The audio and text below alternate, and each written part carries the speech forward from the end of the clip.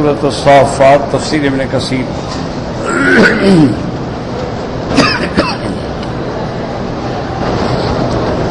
الحمد للہ رب العالمین والصلاة والسلام علی اشرف الانبیاء وسید المرسلین سیدنا محمد وعلی آلہ واصحابہ اجمعین۔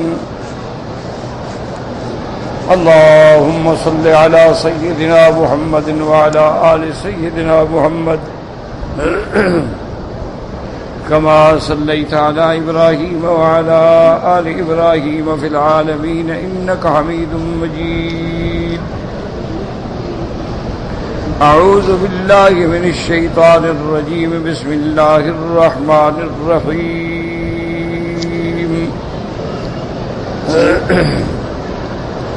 وقال إني ذاهب إلى ربي سيهدين رب هب لي من الصالحين فبشرناه بغلام حليم فلما بلغ معه السعي قال يا بني إني أرى في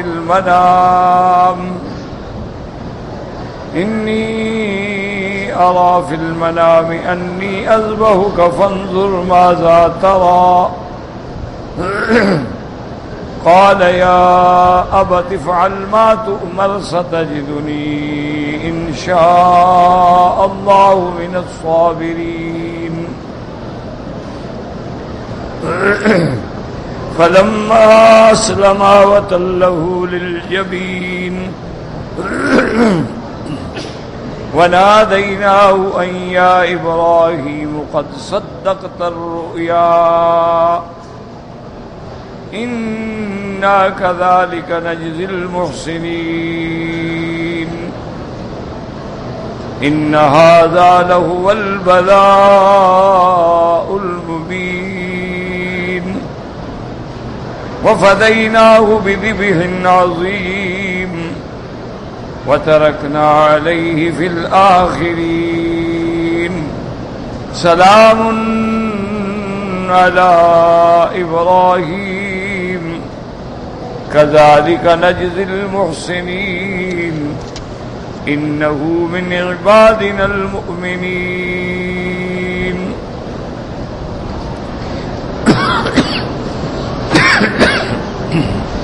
وبشرناه بإسحاق نبيا من الصالحين وباركنا عليه وعلى إسحاق ومن ذريتهما محسن وظالم لنفسه مبين۔ قال المؤلف والمفسر رحمه الله تعالى أدام النفع بعلومه وعلومكم في الدارين آمين إلى أن قال وقوله تبارك وتعالى وناديناه أن يا إبراهيم قد صدقت الرؤيا أي قد حصل المقصود من رؤياك بإزجاعك ولدك للذبح۔ اللہ تبارک و تعالی نے فرمایا جب آپ نے اپنے بیٹے کو لٹا دیا تو اللہ نے فرمایا کہ آپ نے اپنے خواب کو سچا کر دیا ہے، کیونکہ ہم نے بھی خواب میں یہ دکھایا تھا کہ آپ بیٹے کو ذبح کر رہے ہیں، یہ تو نہیں دکھایا ذبح ہو گیا۔ تو جب آپ نے لٹا دیا، عزم سمیم کر دیا، بچے کو لے کے آ گئے، چھری پکڑ لی، تو آپ اپنا سچا ہو گئے۔ وذكر الصدي وغيره أنه أمر السكين على ركبته فلم تقطع شيئا بل حال بينها وبينه صفحة من نحاس۔ حضرت صدی وغیرہ نے ذکر کیا ہے کہ جب آپ چلاتے تھے چھری کو تو چھری نہیں چلتی تھی، اللہ تبارک و تعالی نے چھری اور حضرت اسماعیل کی گردن کے درمیان میں گویا ایک پترا آ گیا پیتل کا کہ جس پہ چھری نہ چل سکے۔ اس عالم میں اللہ نے فرمایا وَنُودِيَ إِبْرَاهِيمُ عَلَيْهِ الصَّلَاةُ وَالسَّلَامُ عِندَ ذَلِكَ قَدْ صَدَّقْتَ الرُّؤْيَا، آپ نے اپنا خواب سچا کر دیا۔ وَقَوْلُهُ تَبَارَكَ وَتَعَالَى إِنَّا كَذَلِكَ نَجْزِي الْمُحْسِنِينَ، اے ہاکذا نصرف امن اتانا المکاری والشدائد ونجعل لهم من امرهم فرجا ومخرجا. اللہ نے فرمایا کہ جو ہماری اطاعت کرتا ہے ہم اس کے لیے ہر مشکل سے نکلنے کا راستہ بنا دیتے ہیں. کہ اب دیکھیں کہ بیٹا بھی ذبح نہیں ہوا لیکن ذبیح اللہ کا خطاب بھی مل گیا اور قربانی بھی قبول ہو گئی، اور اللہ نے اس قربانی کو قیامت تک کے لیے یادگار بنا دیا.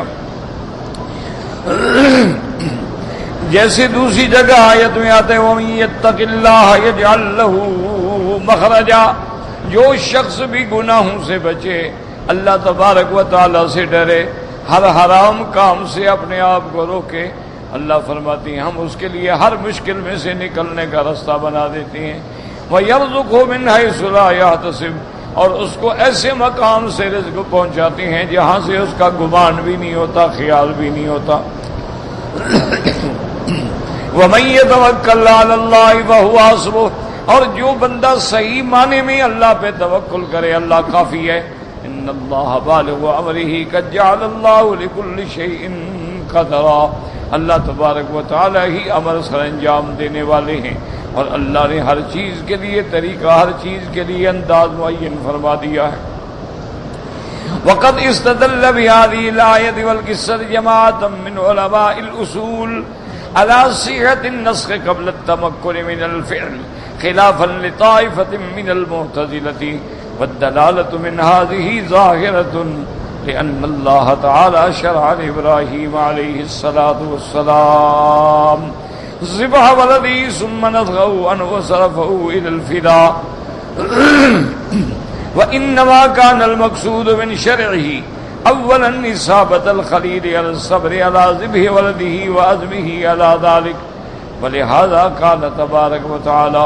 اب مفسر رحمۃ اللہ علیہ فرماتی ہیں کہ علماء نے اس آیت سے یہ مسئلہ بھی استنباط کیا ہے کہ اللہ چاہتے ہیں تو کبھی کبھی حکم جاری کرتے ہیں، ابھی اس حکم پہ تعمیل بھی نہیں ہوتی، منسوخ فرما دیتے ہیں، وہ قادر ہیں. یعنی کسی امر کا سر انجام ہونے سے پہلے منسوخ ہو جانا، کہ اللہ نے حکم دیا بیٹا ذبح کرو لیکن ذبح سے پہلے معاف کر دیا، لیکن معتزلہ اس کے قائل نہیں. والدلالۃ من هذه، اس آیت سے جو دلالت ہے وہ واضح ہے کہ اللہ نے ابراہیم علیہ السلام کو حکم دیا اپنے بیٹے کے ذبح کرنے کا، پھر اللہ نے پھیر دیا اور صرف فرما دیا. اب اس لیے مفسر رحمۃ اللہ علیہ فرماتے ہیں کہ دراصل یہ امتحان تھا ابراہیم علیہ السلام کا کہ اپنے اولاد کے ذبح پہ صبر کریں، عزم کریں. فلہذا قال تعالی ان ھذا لہو البلاء المبین، الاختبار الواضح والجلی حیث امر بولده وسار الى ذلك مستسلما لامر اللہ تعالی منقادا لطاعته. اللہ نے فرمایا کہ یہ بہت بڑا کھلا امتحان تھا کہ اللہ پاک نے حکم دیا کہ پہلے اپنی اولاد کو ذبح کر دو. فسار الى ذلك، حضرت ابراہیم فوراً تیار ہو گئے، اللہ تعالیٰ کے امر کے آگے گردن جھکا دی. ولہذا قال تعالی وابراہیم الذی وفا، ابراہیم وہ ہے جس نے اپنے تمام اللہ کے فرمان کو پورا کیا. وقوله تبارک و تعالی وفدیناہ بذبح عظیم. قال سفیان الثوری عن جابر الجوفی عن ابی الطفیل عن علی رضی اللہ تعالی عنہ وفدیناہ بذبح عظیم. قال بکبش ابیض اعین اقرن قرب ثمرۃ. قال ابو الطفیل وجدوہ مربوطا بثمرۃ فی صبیر. اللہ فرماتی ہیں کہ پھر ہم نے بدلہ بھی دے دیا ذبح عظیم، کہ ہم نے بکبش ابیض ایک میڈھا بھیجا سفید، اعین جس کی بڑی بڑی آنکھیں تھیں، اقرن سینگ رکھتا تھا، قد ربط بثمرۃ ایک کیکر کے درخت کے نیچے بندھا ہوا کھڑا تھا جبل سبیر کے نیچے. وقال الثوری ایدن عبداللہ بن عثمان بن خصیم بن سعید بن جبیر ان ابن عباس رضی اللہ تعالی عنہما کان کبش قد رعا فی الجنت 40 خریفا. اللہ تبارک و تعالی نے وہ دمبا، وہ مینڈھا بھیجا جو جنت کے اندر 40 سال تک چرتا رہا. وقال ابن ابی حاتم حدثنا ابی قال حدثنا یوسف بن یعقوب الصفار قال حدثنا داود العطار بن حسين بن سعيد بن جبير عن ابن عباس رضي الله عنهما قال الصخرة التي بمنى بأصل صبير هي الصخرة التي ذبح عليها إبراهيم فداء إسحاق بن هو عليه من صبير كبش أعين أقرا له صغى فذبحه وهو الكبش والذي كربه ابن آدم فتقبل منه وكان مخزون حتى فدا به اسحاق. اب اس روایت میں آتا ہے کہ الصخرۃ التی بمنا، صبیر پہاڑ ہے، صبیر بھی کہتے ہیں صبیر، مینا کے اندر جو پہاڑ ہے اس کی بنیاد میں جو پتھر ہے، اسی پتھر پہ حضرت ابراہیم نے اپنے بیٹے کو ذبح فرمایا تھا. اور اس کے بعد فرماتے ہیں کہ آپ وہاں تھے تو دیکھا کہ اپنا ایک دمبا، ایک میڈھا جو ہے وہ آیا، بڑی بڑی آنکھوں والا، بڑے سینگوں والا، لہو سغاؤن آوازیں نکال رہا تھا. پکڑ کے پھر آپ نے ذبح فذبحہ والکبش الذی قربہ، اور یہ وہی میڈھا ہے جس کو حضرت آدم کے بیٹے کا حابیل نے اللہ کے لیے خیرات کیا تھا. قربہ ابن آدم تقبل منہ، اللہ نے قبول فرما لیا. وکان مخزونا، پھر اس کو محفوظ رکھا تھا. فدا بھی اسحاق، اور وہ اسحاق کا فدیہ بن گیا. چونکہ روایات اسرائیلیہ میں ہے کہ ذبح ہونے والا اسحاق ہے، لیکن بات غلط ہے، اصل ذبح جو ہے وہ حضرت اسماعیل ہے. وروى أيضا سعيد بن جبير أنه قال كان الكبش يرتع في الجنة حتى شقق نصير وكان عليه إهن أحمر، کہ اس کی صوف جو تھی، اون جو تھی اس کی وہ رنگ سرخ رنگ کی تھی. مسیح کبش ابراہیم علیہ السلام جریر. اور ایک روایت میں آیا ہے کہ وہ دمبا جو آپ نے ذبح کیا اس کا نام جریر تھا. وقال ابن جریج قال عبید بن عمیر ذبحہ بالمقام. بعض روایات میں ہے کہ آپ نے اس کو مکے میں مقام پہ ذبح کیا. وقال وجہ ذبحہ بمنا عند المنہر، انہوں نے فرمایا کہ نہیں، آپ نے منا میں ذبح کیا. وقال حشیم سیار نے بات رضی اللہ عنہ کان افتا الذی جعل علیہ نظرا ان ینہر نفسہ فامرہ بمئة من الابل ثم قال بعد ذلك كنت افتيت بكبش لا يذبح كبشا. اب فرماتی ہیں کہ جب پوچھا گیا کہ ایک آدمی نے منت مانی تھی کہ میں اپنے آپ کو اللہ کے راستے میں ذبح کروں گا، حضرت ابن عباس نے فرمایا کہ اپنے آپ کو ذبح نہ کرو بلکہ اس کے بدلے میں 100 اونٹ ذبح کر دو. آپ فرماتی ہیں کاش اس وقت مجھے خیال آتا تو میں اس کو یہ کہہ دیتا کہ تم اپنے بجائے 100 اونٹ کے بجائے ایک دمبا ذبح کرو. وہ بھی تو حضرت اسماعیل کے قائم مقام ہو گیا تھا. فرماتی ہیں اس کے بعد مفسر ہیں وَوَدَيْنَاهُ بِذِبْحٍ عَظِيمٍ وَالصَّحِيحُ الَّذِي عَلَيْهِ الْأَكْثَرُ أَنَّهُ يُفْضَىٰ بِكَبْشٍ، کہ وہ ایک دمبا ذبح کر دیں. وقال الثوری عن رجل النبي صلی اللہ علیہ وسلم بعد ذی قول وَدَيْنَاهُ بِذِبْحٍ عَظِيمٍ قال وعل، یعنی ایک میڈھا. وقال محمد بن اسحاق عن ابن عبد الله احسن كان يقول ما فدا اسماعيل الا بتيس من الارض اهبط عليه من سبير، ایک دمبا تھا جو آپ کے لیے جبل صبیر سے آیا تھا.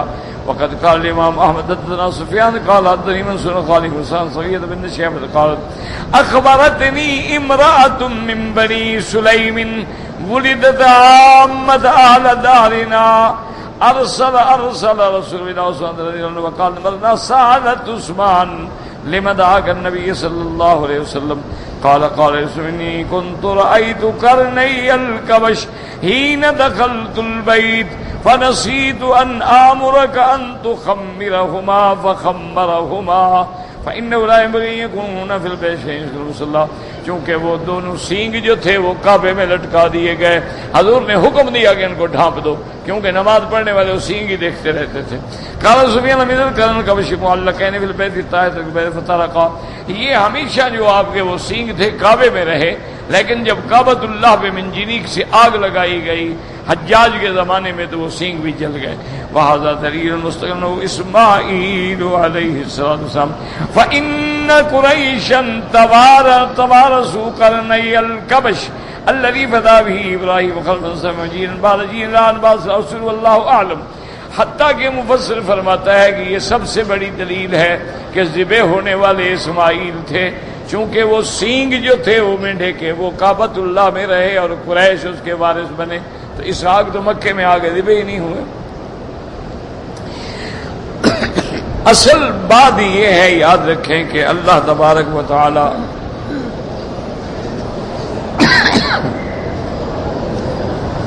جب اپنے بندوں کے امتحان لیتے ہیں اور وہ بندے امتحان میں پورے اترے تو پھر اللہ کرم فرما کے ایسا رستہ دے دیتے ہیں کہ اجر بھی کامل مل جائے اور نقصان بھی نہ ہو۔ اب دیکھیں سب سے بڑا امتحان ہے، اور حضرت ابراہیم پہ، حضرت اسماعیل پہ پہلا امتحان یہ آیا کہ ابھی دودھ پینے والے بچے ہیں اور اللہ نے حکم دیا جاؤ ان کو وہاں کعبۃ اللہ کے پاس ایک غیر آباد وادی میں بٹھا دو جہاں نہ پانی ہے، نہ آبادی ہے، نہ بندہ ہے، نہ انسان۔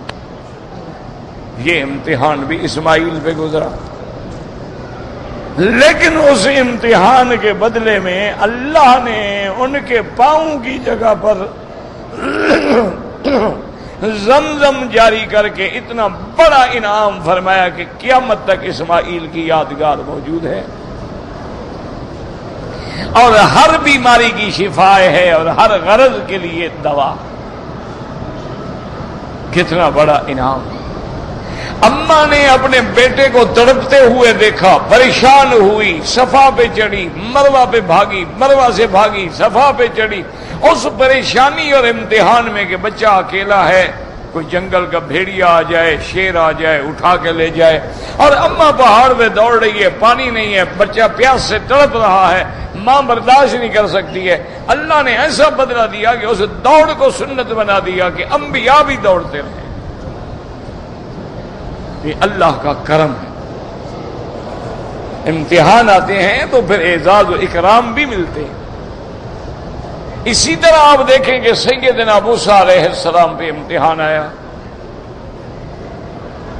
کہ اللہ نے حکم دیا موسیٰ علیہ السلام کی اماں کو کہ اپنے بیٹے کو دودھ پلاؤ، صندوق میں بند کرو اور دریا میں ڈال دو۔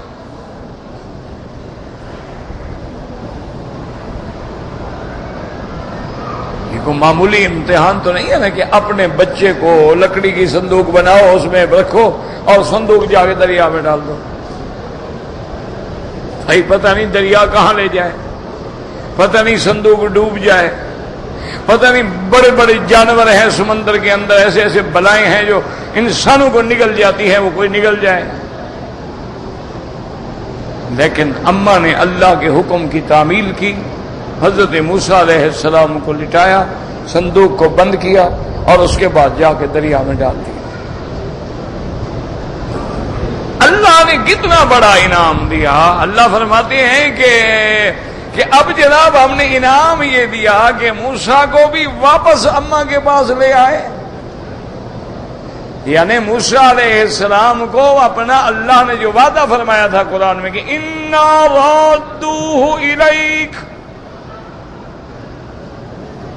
ہمارا وعدہ ہے کہ ہم موسیٰ کو تیرے پاس لوٹائیں گے، وَجَاعِلُوهُ مِنَ الْمُرْسَلِينَ، اور ہم اس کو رسول اور نبی بنائیں گے۔ اس لیے جب فرعون کے آدمی آئے موسیٰ علیہ السلام کی اماں کے پاس کہ چلیں چلیں چلیں چلیں بچہ دودھ، انہوں نے کہا میں کیوں جاؤں، غرض ہے تم لوگوں کو غرض ہے، مجھے تو کوئی غرض نہیں ہے، لے آؤ بچے کو میں دودھ پلا دوں گی۔ تو بیٹی کہنے لگی اماں سے کہ اماں جان میرا بھائی وہاں پیاسا ہے، دودھ نہیں پی رہا ہے، وہ چیخ رہا ہے، آپ چلیں۔ اس نے کہا کہ بالکل نہیں، میں نہیں جاؤں گی۔ کیوں نہیں جاؤ گے؟ اس نے کہا اِنَّا رَادُّوهُ إِلَيْكَ، اللہ نے وعدہ کیا تھا کہ میں تیرے پاس موسیٰ کو لاؤں گا، میں کیوں جاؤں موسیٰ کے پاس۔ موسیٰ علیہ السلام آ گئے، اللہ نے فرمایا پھر ہم نے ایسا انعام دیا کہ ماں کو بچہ بھی پلا دیا، دودھ بھی اپنے بچے کو پلائے، تنخواہ بھی لے۔ دودھ اپنے بچے کو پلا رہی ہے، اس نے پلانا ہی پلانا ہے، لیکن فرعون کے انعامات، اکرامات، تنخواہیں، اب تو جناب وہ ملکہ کا بیٹا ہے۔ جس موسیٰ علیہ السلام کو سمندر میں ڈال دیا گیا، اللہ نے فرمایا موسیٰ دیکھو میرے انعام و اکرام، میں تجھے فرعون کے گھر میں پالوں گا، فرعون کے گھر میں تیری جوانی آئے گی۔ تو یہ انعام و اکرام ہوتے ہیں. اللہ نے امتحان لیا, ابراہیم بیٹا ذبح کرو, حاضر. جب لٹا دیا فرمایا بس قربانی قبول ہو گئی, اور ایک دمبا بھیج دیا, اس کو ذبح کر دو, بس آپ نے خواب سچا کر دیا. تو امتحان بھی بڑا, پھر رستہ بھی پیدا کر دیا کہ اسماعیل کو بھی نکال لیا, اور اس کے بعد قربانی بھی قیامت تک سنت لگ گئی. اس لیے ہمیشہ یاد رکھیں اللہ تبارک و تعالیٰ کے ہر حکم میں حکمتیں ہوتی ہیں. فصل بھی ذکر اللہ تعالی الوالدین السلف فی ان الذبیح من ہوا. اب اختلاف جو ہے کہ جو بچہ ذبح ہونے کے لیے تیار ہوا وہ اسماعیل تھا یا اسحاق. بعض کہتے ہیں کہ اسحاق, لیکن یاد رکھو صحیح روایات جو ہیں وہ اسماعیل ہیں. لیکن مفسر دونوں روایتیں نقل کریں گے. ذکر من قال وہ اسحاق علیہ الصلوۃ والسلام قال حمزۃ الزیات النبی میں رحمہ اللہ تعالی قال قال یوسف علیہ الصلوۃ والسلام للملک فی وجهه ترغب ان تاکل معی وانا واللہ یوسف بن یعقوب نبی اللہ ابن اسحاق نبی اللہ ابن ابراہیم خلیل اللہ. کہ حضرت یوسف علیہ السلام نے بادشاہ سے کہا کیا تم اس بات کو اچھا نہیں سمجھتے ہو, یعنی کراہت کر رہے ہو کہ میں غلام ہوں اور تیرے ساتھ بیٹھ کے کھاؤں؟ تو مجھے غلام سمجھو, تجھے پتہ نہیں کہ میں کون ہوں؟ وَأَنَا وَاللَّهِ يُوسُفُ ابْنُ يَعْقُوبُ نبی اللہ, میں یوسف ہوں حضرت یعقوب نبی کا بیٹا ہوں, اور یعقوب ابن اسحاق وہ اسحاق کے بیٹے ہیں جو ذبیح اللہ ہے, اور وہ بیٹے ہیں حضرت ابراہیم خلیل اللہ کے. تو اس روایت میں بھی آیا کہ اسحاق یعنی ذبیح ہے. وقال الثوری النبی سنان ابن ابی الحذیل ان یوسف علیہ السلام قال للملک كذلك ايضا. وقال سفیان الثوری ان زید بن عبد اللہ بن عبید بن عمیر النبی قال قال موسیٰ علیہ السلام یا رب یقولون بإلہ ابراہیم و اسحاق و یعقوب فبما قالوا ذلك قال ان ابراہیم لم یعدل بی شیئا قط اللہ اختارنی علیہ. کہتے ہیں موسیٰ علیہ السلام نے پوچھا کہ میرا اللہ, لوگ دعا مانگتے ہیں آپ سے اور کہتے ہیں یا الہ ابراہیم و اسحاق و یعقوب, تو ان کا حوالہ کیوں دیتے ہیں؟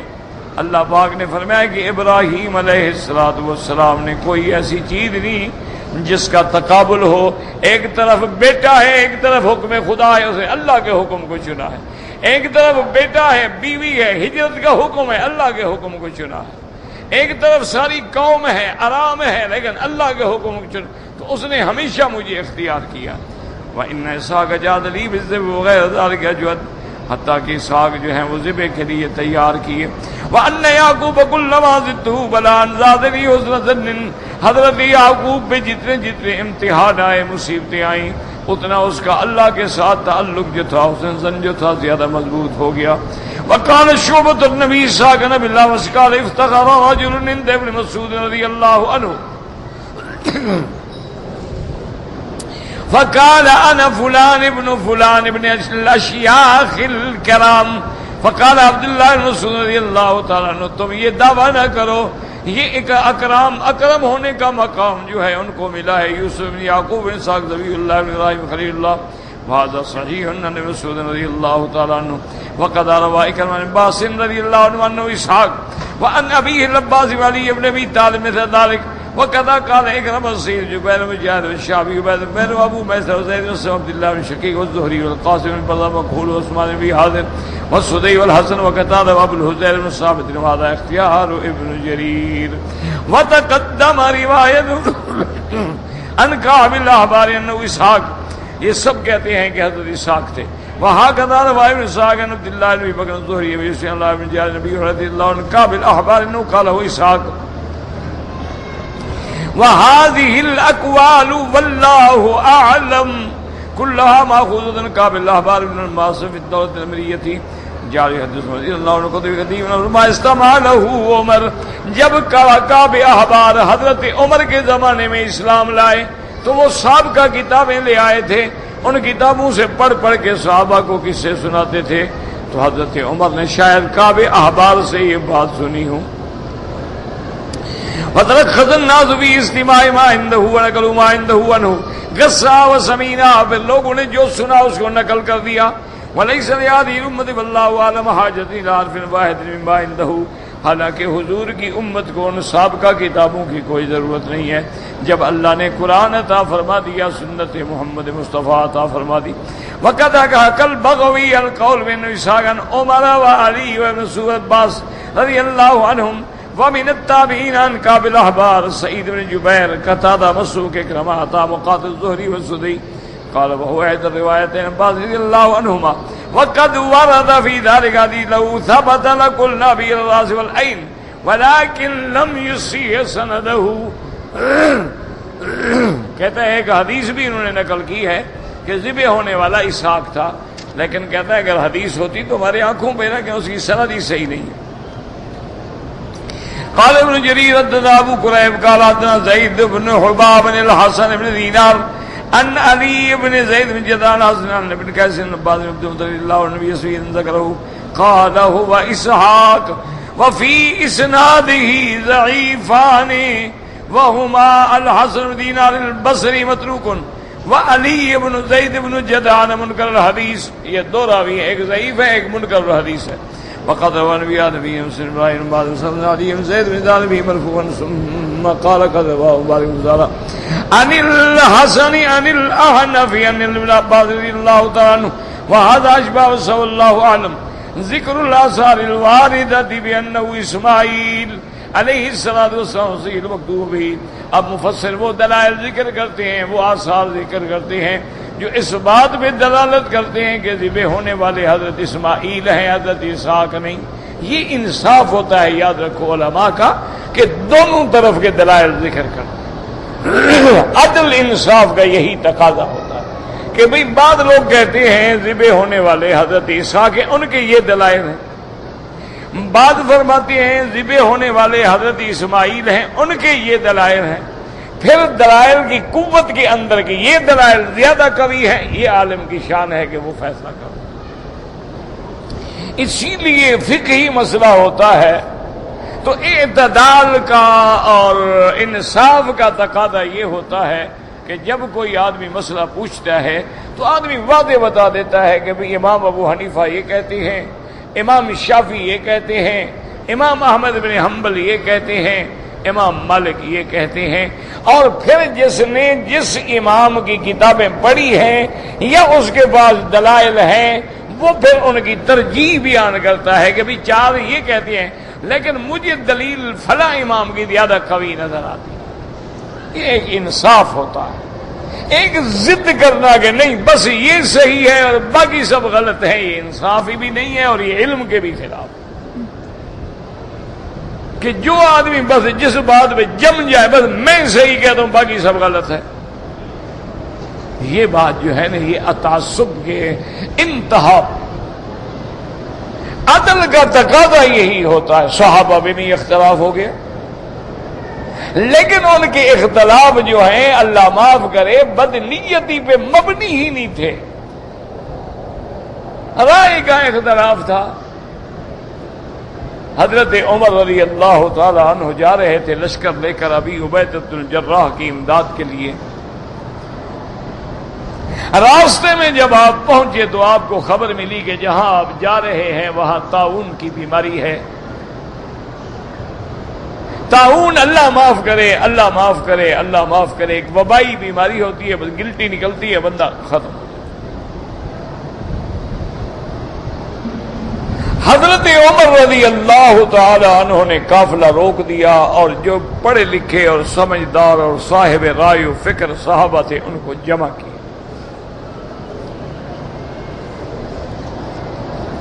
آپ نے فرمایا بھی اب ہمارے سامنے دو راستے ہیں،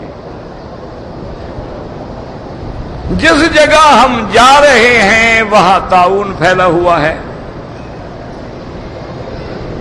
کیا ہمیں جانا چاہیے یا لشکر روک کے ہم واپس جائیں؟ اس پہ حضرت عمر نے مشورہ کیا۔ اور یاد رکھو یہی اسلام کا اور یہی کفار کے قانون کا بنیادی فرق ہے۔ کافر بھی کہتے ہیں نا کہ جمہوریت ہے جی، رائے لو، پوچھو، جس کے ووٹ زیادہ ہو گئے وہ کامیاب ہو گیا۔ لیکن وہ پوچھنے کے لیے یہ فرق نہیں کرتے کہ کس سے پوچھ رہے ہو. اسلام کہتا ہے کہ جو مسئلہ پوچھنا ہے پہلے یہ تو دیکھو کہ وہ ارباب حل و عقد رائے دینے والے کون ہیں، ان کو اس مسئلے کا پتہ بھی ہے کہ نہیں. اسی لیے قرآن کہتا ہے قیامت میں وزن تولے جائیں گے، گنے نہیں جائیں گے. تو کفار کے جو جمہوری پروگرام ہیں ان میں بندے گنے جاتے ہیں، تولے نہیں جاتے. ایک بدتمیز انسان ہے، فاسق ہے، فاجر ہے، جاہل ہے، بالکل احمق ہے، بے غیرت ہے، دیوس ہے، کنجر ہے، اس کا ووٹ بھی برابر ہے، اور ایک سب سے بڑے عالم کا ووٹ بھی برابر ہے. یہ کون سا انصاف ہے؟ اس طرح اگر دیکھا جائے تو سب سے بڑا حکمران تو پھر یزید بنتا ہے، جس نے سارے علاقوں سے ووٹ لیے. سب سے زیادہ ووٹ جو ہیں یزید نے لیے ہیں. لیکن ارباب حل و عقد جو تھے اہل مکہ اور اہل مدینہ نے بیعت نہیں کی یزید کی. تو بنیاد یہ لوگ تھے،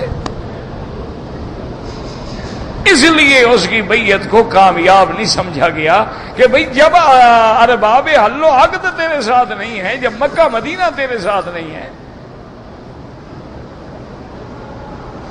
ورنہ ووٹ تو اس نے سارے علاقے سے لے لیے تھے، اور بہترین دماغ تھا، جنگجو تھا، پھر حضرت معاویہ کا بیٹا تھا، تابعی تھا، کوئی چھوٹا آدمی تو نہیں تھا وہ.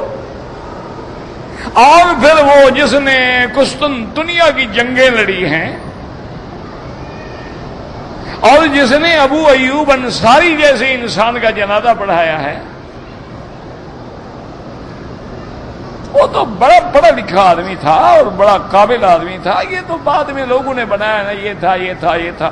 اس کے دور میں غلطی ہوئی ہے، بالکل ہوئی ہے.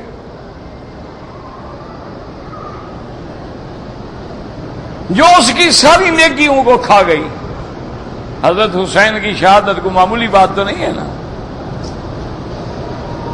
اہل بیت رسول کا سردار ہے حسین، مظلوم شہید کر دیا جائے. تو بہرحال کہنے کا مقصد یہ تھا کہ اسلام یہی کہتا ہے، جیسے آج اجتہاد کا دروازہ کھلا ہے کہ آج اگر امت کو ایک نیا مسئلہ درپیش ہوگا تو اجتہاد کیا جائے گا، اجتہاد بند نہیں. دیکھو نا، پہلے زمانے میں، حضور کے زمانے میں، خلفائے راشدین کے زمانے میں یہ ایل سی کھولنے کا رواج تو نہیں تھا نا، یہ لیٹر آف کریڈٹ تو نہیں تھا نا، یہ 90 دن پہ مال بھیجنے کا رواج تو نہیں تھا نا.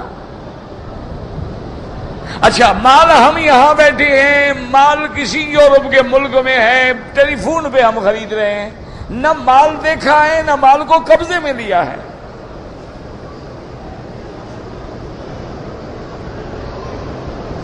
صرف ٹیلی فون پہ سودے ہو رہے ہیں، اور وہ سودے معمولی نہیں، کروڑوں کے ہوتے ہیں. اچھا، پھر وہ مال لوڈ ہو جاتا ہے، مال جہاز میں ہے اور ادھر میں نے بیچ بھی دیا ہے، مال میرے پاس ہی نہیں آیا. میں نے اس مال کو قبض میں نہیں لیا، اپنے سٹور میں نہیں رکھا، مال کو چیک نہیں کیا. اب یہ مسئلہ پوری امت کو درپیش ہے اور ساری دنیا میں یہی سودا ہو رہا ہے. کون جاتا ہے دیکھنے کے لیے؟ اور مال میں ابھی مال پہنچتا ہی نہیں ہے بندرگاہ پہ، اس کا پہلے سودا ہو جاتا ہے، بک جاتا ہے. اس کے لیے ضرورت تھی اجتہاد کی بھی، علماء بیٹھ کے. لیکن اجتہاد کون کرے؟ ہر آدمی. جس بیچارے کو خود بے کا ترجمہ بھی نہیں آتا، وہ اجتہاد کیا مٹی کا اجتہاد کرے گا؟ اجتہاد وہ کریں گے جو علماء ہیں، جن کی کتاب البیوع پہ نظر ہے، قرآن و حدیث پہ نظر ہے، فقہ پہ نظر ہے.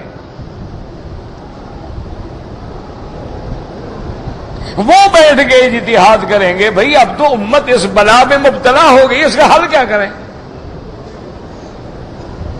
تو ان نے بیٹھ کے حل کیا کہ وہ جو بے کے بعد معاہدہ بے ہے اور کاغذ ہیں اور وہ کاغذ بینک کی گارنٹی سے آ جاتے ہیں کہ جناب یہ آپ کا مال ہے، یہ فلاں جہاد میں لوڈ ہو کے آ رہا ہے، بینک ہمیں اپنی گارنٹی سے وہ کاغذ دے رہا ہے، یہ کاغذ کو قبض میں لینا گویا مال کو قبض میں لینا ہے۔ اس لیے علماء نے کہا بھی بے جائز ہے۔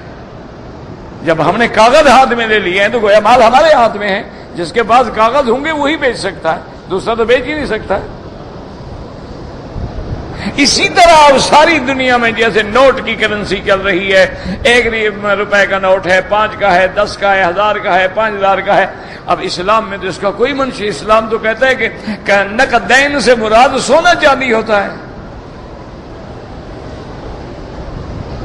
اسلام کے نزدیک نقدین جو ہیں وہ کیا ہے؟ وہ سونا چاندی بس۔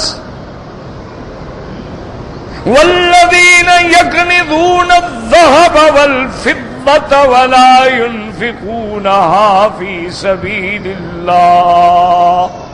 اس لیے ساری زندگی سونے کی اشرفیاں ہوتی تھیں، چاندی کے پیسے ہوتے تھے، ریال ہوتے تھے، درہم ہوتے تھے، دینار ہوتے تھے۔ اب اس کے بجائے کاغذ آ گیا۔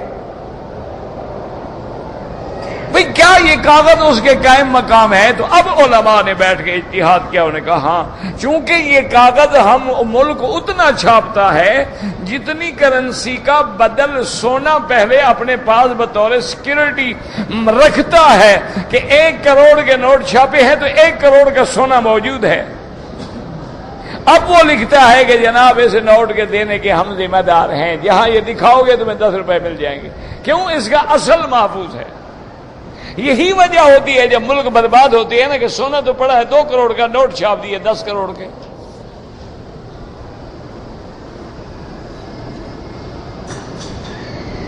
اسی طرح ہمارے بینکوں کے قرضے تباہ ہوتے ہیں، اوور ڈرافٹ چل رہا ہے۔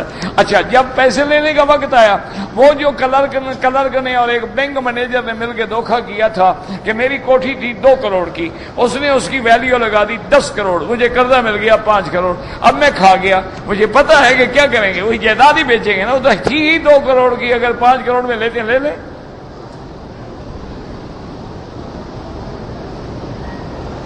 اسی لیے آپ کے ملک جو ہے نا تباہ ہو رہے ہیں، اسی لیے برباد ہو رہے ہیں کہ وہ یہ کرتے ہیں کہ جی میں نے ایک بہت بڑی شوگر مل لگانی ہے، اس پہ خرچ ہوتا ہے مثلا 80 کروڑ۔ اچھا جی اب 25% دکھا دو۔ 25% میں ہم نے کیا دکھایا؟ زمین، قیمت تھی 2 کروڑ، لگوائی 20 کروڑ، مکان، کلٹھی، فلانا، یہ سب ہم نے دکھا دیا۔ 80 کروڑ کا قرضہ منظور ہو گیا۔ سب سے پہلے تو ہم نے جناب وہ پہلے اپنے پیسے اٹھا لیے نا، جو فرضی ہم نے دکھائے تھے، ہمارے تو تھے نہیں۔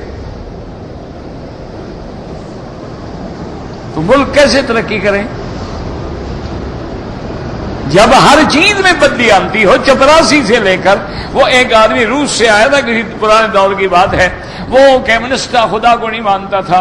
وہ جب واپس جانے لگا، کسی صحافی نے پوچھا جی آپ نے ان ملکوں کا دورہ کیا ہے، کیا معلوم ہوا؟ اس نے کہا مجھے یقین ہو گیا ہے کہ خدا ہے، میں خدا کا منکر تھا لیکن اب میں مان گیا ہوں کہ خدا ہے۔ انہوں نے کہا وہ کیسے؟ انہوں نے کہا جس کا 84 سے لے کر بڑے افسر تک بے ایمان ہو اور ملک چل رہا ہو تو پھر کو خدا ہی چلا رہا ہے۔ اس نے کہا معلوم ہوا کہ خدا ہے جو اس کو چلا رہا ہے، ورنہ یہاں تو سارے کرپٹ ہیں۔ 84 ہے، وہ بھی کہتا ہے جی پیسے دو تو آپ اس کو پیسے 200 روپیہ جیب میں ڈالیں، آپ کے لیے کرسی بھی بھاگ کے لائے گا، اندر صاحب کو بھی سلام کرے گا، صحیح بات، بہت بڑا سردار آیا ہے ملنے کے لیے۔ اس کو پیسے نہ دو، افسر پوچھے گا بھائی کون ہے؟ چھوڑو جی یہ بڑا بے ایمان آدمی ہے، ویسے ملنا ہے آپ نے، ملنے ہے بڑا گندا آدمی۔ انہوں نے کہا چھوڑو دفعہ، 84 نہیں جانے دیتا آپ کو جب تک آپ 500,000 اس کی جیب میں نہ ڈالیں۔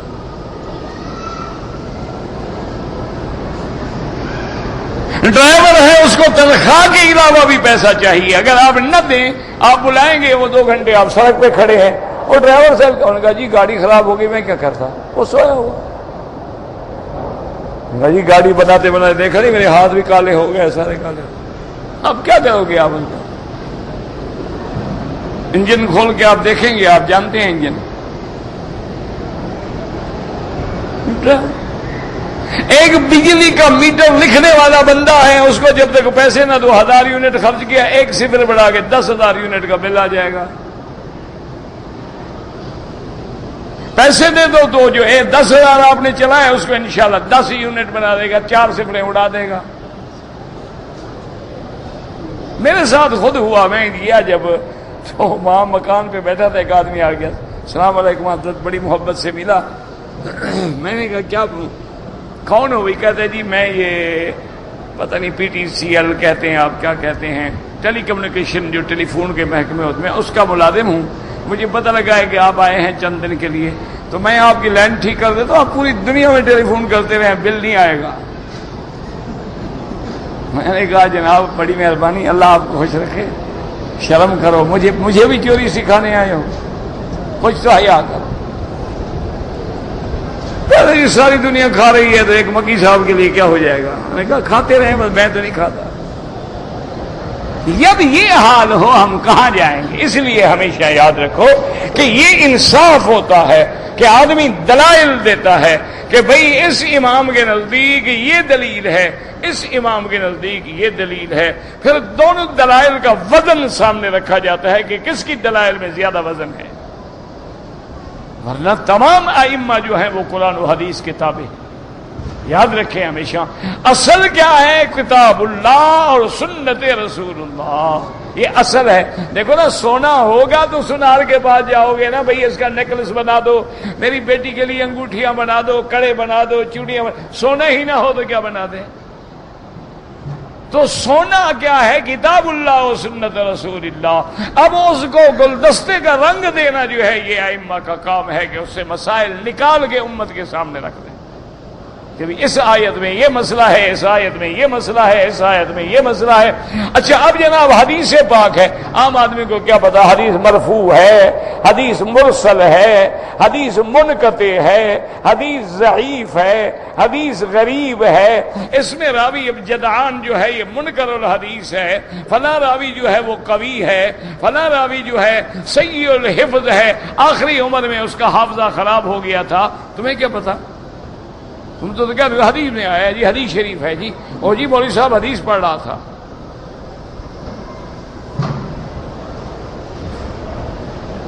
اس لیے کسی کے بارے میں برا گمان نہ رکھا کرو، اللہ سب پہ کروڑوں رحمتیں فرمائے۔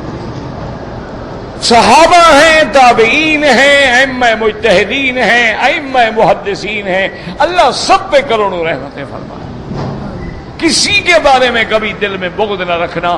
جو لوگ کسی محدث سے، کسی امام سے، کسی فقیہ سے، کسی اللہ والے سے بغض رکھیں گے ان کا خاتمہ خراب ہو جاتا ہے۔ من عادى لي وليا فقد آذنته بالحرب، اللہ فرماتے ہیں جو میرے اولیاء کو دکھائے، میرے ساتھ جنگ کے لیے تیار ہو جائے۔ پھر اللہ سے کون جنگ لڑ سکتا ہے؟ لازمی بات ہے کہ برباد ہوگا۔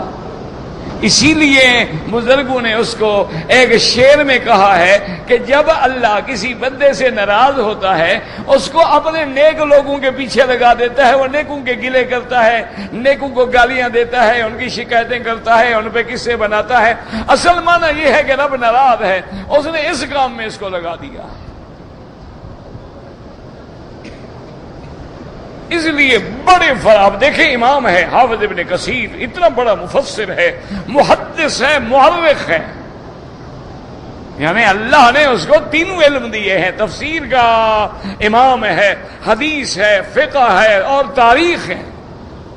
اب دیکھو دو دلائل آ گئے، کیوں قرآن نے تو بعد میں نام لیا نہیں، قرآن نے تو کہا کہ یا اپنا اللہ کے پیغمبر کو حکم دیا کہ اپنے بیٹے کو ذبح کرو۔ اب قرآن بھی یہ کہتا ہے کہ ان یا بنی انی ارا، اے میرے بیٹے میں نے خواب میں دیکھا ہے انی اذبحک، لیکن کون بیٹا؟ نام نہیں ہے۔ خدا کی شان دیکھیں، ابراہیم کا اللہ نے نام لیا ہے لیکن بیٹے کا نام اللہ فرماتے ہیں وَنَادَيْنَاهُ أَن يَا إِبْرَاهِيمُ قَدْ صَدَّقْتَ الرُّؤْيَا كَذَلِكَ نَجْزِي الْمُحْسِنِينَ۔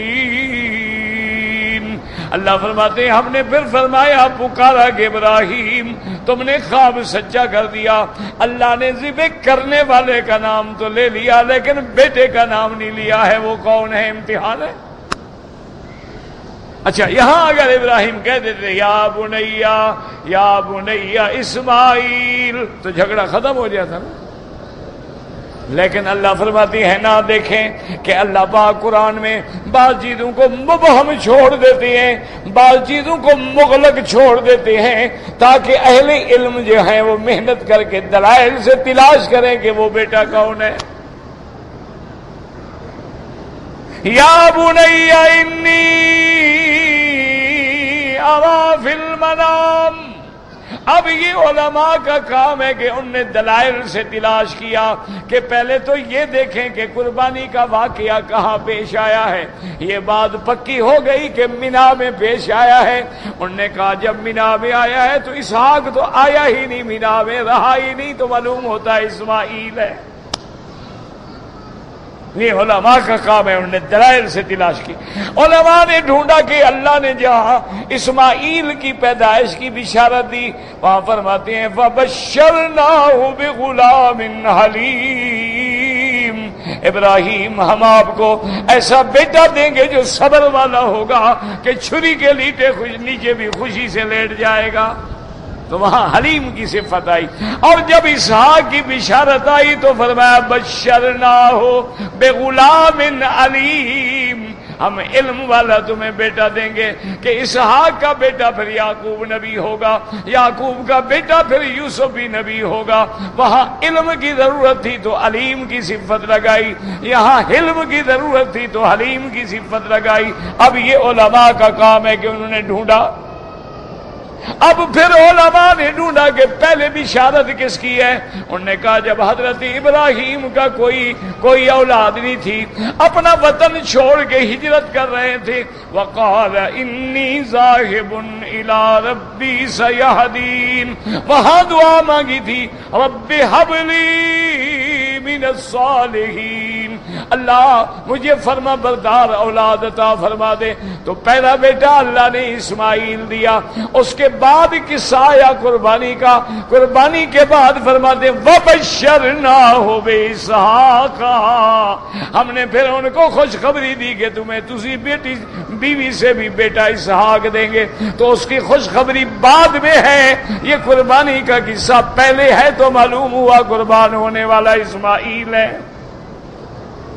یہ علماء کا کام ہوتا ہے کہ وہ محنت کریں, وہ دلائل کو جمع کریں, وہ تمام قرآن کی آیات پہ نظر ڈالیں, تمام احادیث پہ نظر ڈالیں, تمام آثار پہ نظر ڈالیں, پھر یہ دیکھیں کہ یہ آثار صحیح بھی ہیں یا غلط ہیں. کیا یہ کعب احبار کے قول تو نہیں, کیا یہ وہب ابن منبہ کے روایات تو نہیں ہیں. یہ علماء کا کام ہے کہ وہ پھر محنت کرتے ہیں اور دلائل سے, اللہ کے قرآن سے دلائل سے ثابت کرتے ہیں کہ اس سے مراد حضرت اسماعیل ہیں. اب مفسر وہ دلائل دے گا. زندگی باقی تو انشاءاللہ بات باقی.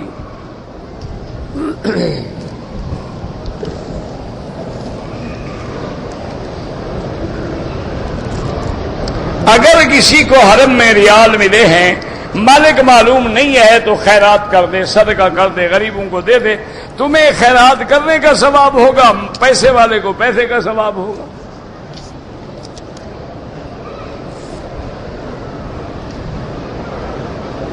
کوئی عورت جو ہے تویز لے کے پہنے کے بیٹا ہو, بیٹے تویزوں سے نہیں ہوتے, تویزوں سے ہوتے تو مولوی روز 10 بیٹے دے دیتے.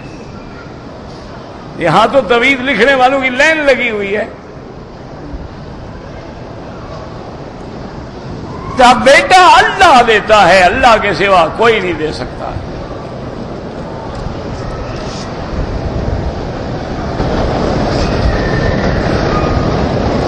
عمرے میں نے طواف کے بعد احرام کھول دیا, 6-7 گھنٹے کے بعد پھر احرام باندھ کے صفا مروہ دوڑے, دم ادا کریں کہ 7-8 گھنٹے آپ نے کپڑے پہن لیے. اچھا کھیل ہے, جب چاہو پہن لو, جب چاہو اتار دو. عمرہ کر رہے ہو, کوئی مذاق کر رہے ہو.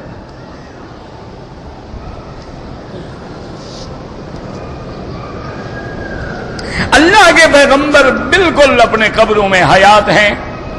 اس میں کسی کو اختلاف ہے ہی نہیں، یہ تو متفق علیہ مسئلہ ہے، یاد رکھو بھئی۔ جب اللہ فرماتا ہے شہید زندہ ہے تو نبی کا مقام تو شہید سے کروڑ درجے اعلیٰ ہے، وہ بات ہے، اس میں تو کوئی شبہ ہی نہیں ہے۔ لیکن وہ عالم برزخ ہے، اس پہ زیادہ عقل نہ دوڑایا کرو، وہ عالم مغیبات میں ہے۔ جتنا قرآن حدیث میں ہے آمنا و صدقنا۔ بہرحال وہاں اللہ کے نبی سے روضے پہ کھڑے ہو کے مانگنا یہ شرک ہے، مانگے اللہ سے۔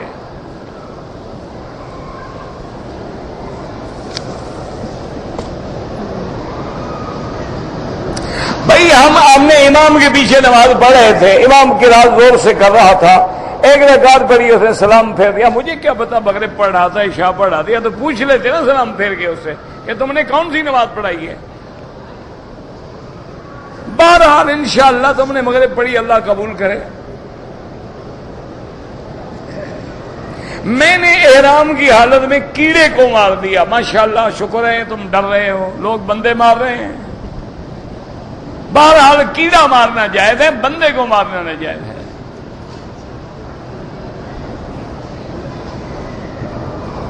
بہرحال اگر بہت ساری چیزیں راستے میں پڑی بالکل نہ اٹھائیں۔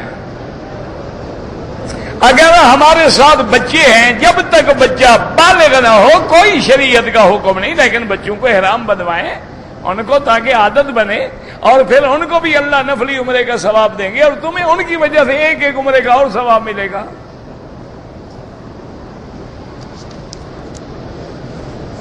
میری بہن غریب ہے، میں ان کو زکوٰۃ دے سکتا ہوں، بالکل دے سکتے ہیں، وہ ان پیسوں سے عمرہ کرے، اس کی مرضی، تم شرط نہ لگاؤ، تم اس کو پیسے دے دو بس۔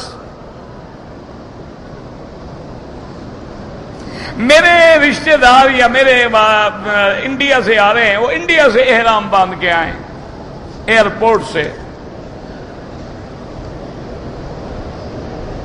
اگر میں نے ایک عمرہ صبح کیا ایک ظہر کو، لازم ہر عمرے کے بعد اس طرح پھروانا ہوگا، چاہے بال ہوں یا بال نہ ہوں۔ اگر عصر کے بعد ہم نے عمرے کی نیت کی، کوئی نماز پڑھنے کی ضرورت نہیں، بس لبیک اللہم لبیک پڑھ کے آ جاؤ۔ مسجد الحرام میں بھی نمازی کے آگے نہ گزریں۔ اگر آپ نے طواف صفا دونوں کر لیے ہیں، دوسرے ساتھی نے بھی کر لیے ہیں، تو ایک دوسرے کے بال کاٹ سکتے ہیں۔ مسجد عائشہ سے جو عمرہ کرتے ہیں وہ امام ابو حنیفہ اور امام شافعی رحمۃ اللہ علیہ کے نزدیک جائز ہے، باقی ائمہ فرماتے ہیں کہ عذر ہو، ضرورت ہو، ورنہ نہیں۔ اگر احرام کی حالت میں کسی نے صابن سے منہ دھو لیا، 1-2 ریال خیرات کر دے۔ طواف جو ہے اللہ اس کے بدلے میں جیسے ولد اسماعیل کا ایک عبد خرید کر کے آزاد کریں، اس کا جتنا ثواب ہے اتنا ثواب عطا فرماتے ہیں۔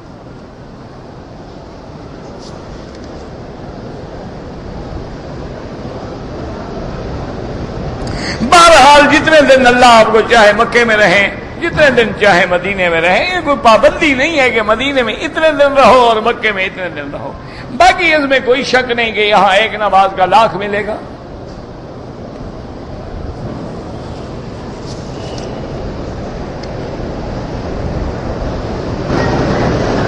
بہرحال جو پڑھے لکھے لوگ نہیں ہیں ان کو اردو ترجمے کے ساتھ قرآن پڑھنا چاہیے، ویسے بھی پڑھنا چاہیے،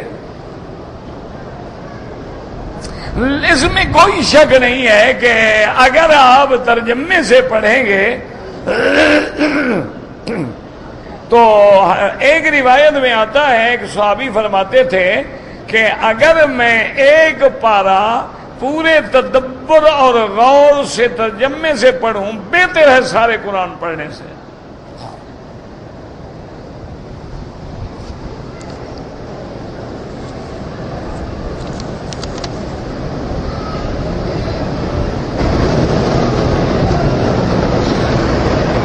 ہم نے مدینے سے واپسی پہ آنا ہے تو ایک گاؤں میں رہنا ہے، ہم نے جو مکہ سے 120 کلومیٹر، آپ گاؤں میں آ کے رہیں، پھر جب گاؤں سے مکے آنے لگے تو احرام باندھ لیں۔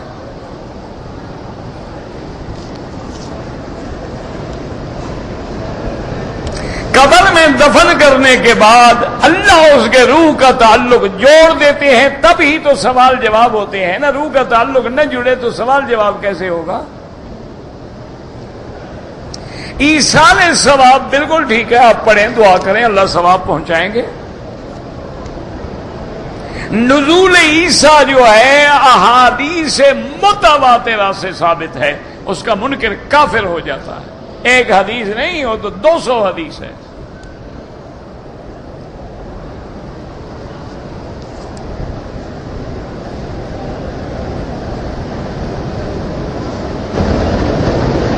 ہم نے 2 رکعتیں طواف عصر کے بعد پڑھنی، کوئی حرج نہیں، کوئی کفر اسلام کا مسئلہ تو نہیں ہے۔ احناف کے نزدیک افضل ہے کہ مغرب کے بعد پڑھے، باقی ائمہ کے نزدیک اجازت ہے۔ اگر کسی نے پڑھ لی ہے تو کیا کوئی کفر تو نہیں ہو گیا؟ کوئی بات نہیں۔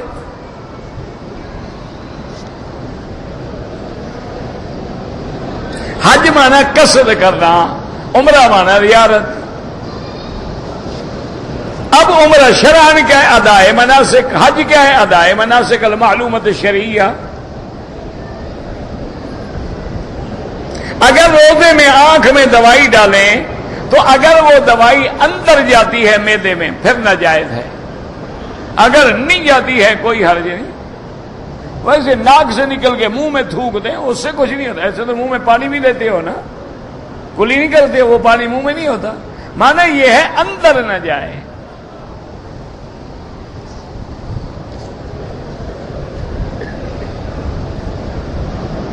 قربانی آپ نے مدینے میں بھی کی، ہمیشہ کی، وہ اضحیہ ہے۔ جو مکے میں ہے یہ تو حج کی ہدی ہے، فرق ہے اس میں اور اس میں۔ طواف میں وہ دعائیں پڑھیں جو یاد ہوں، یا کلمہ شریف، درود شریف، اللہ اکبر، سبحان اللہ، الحمدللہ۔ آپ اپنے لیے طواف کریں اور اس بندے کے لیے دعا کریں۔ بغیر وضو طواف نہ کریں، یہ نماز کے حکم میں ہے۔ مسجد مکہ سارے شہر میں جہاں بھی نماز پڑھو 1 کا لاکھ ملتا ہے۔ ربنا تقبل منا انك انت السميع العليم وتب علينا انك انت التواب الرحيم اللهم اجعل لنا وللمسلمين من كل هم فرجا ومن كل ضيق مخرجا ومن كل بلاء عافيا اللهم فرج هم المهمومين نفس كرب المكروبين واقض الدين عن المدينين واشفنا واشف مرضانا ومرضى المسلمين صلى الله تعالى على خير خلقه سيدنا محمد وعلى آله وأصحابه أجمعين